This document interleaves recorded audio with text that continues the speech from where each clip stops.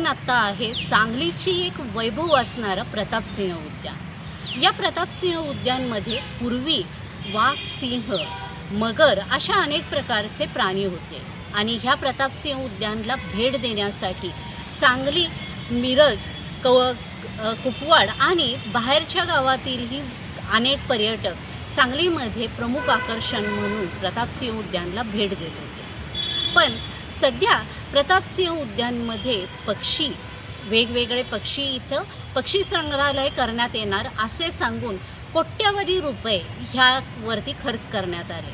पण सध्याला ह्या प्रतापसिंह उद्यानाची जर आपण परिस्थिती बघितली तर इथे प्राणी तर सोडाच, पण कुठं एखादा पक्षीही दिसत नाही। फक्त साधारण पक्ष्यांचे फोटो लावलेले आहेत।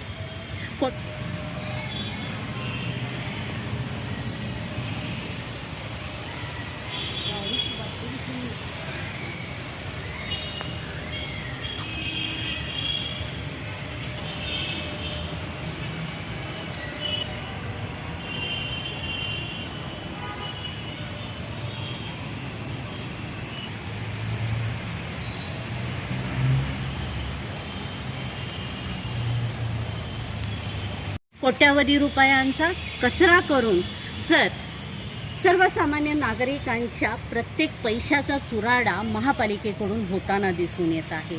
याचबरोबर ह्या परिसरामध्ये अनेक प्रकारची झाडे होती, ह्या झाडांचीही तोड ह्या दरम्यान झालेली दिसून येत आहे। अशा पद्धतीने जर समजा आपल्या सर्वसामान्य नागरिक सांगलीकरांच्या पैशाचा महापालिकेकडून जर चुराडा होत असेल आणि ह्या प्रतापसिंह उद्यानाचा वापर गावठी गाढव, कुत्री ह्यांच्यासाठी आणि प्रायव्हेट पार्किंगसाठी जर ह्या वास्तूचा उपयोग होत असेल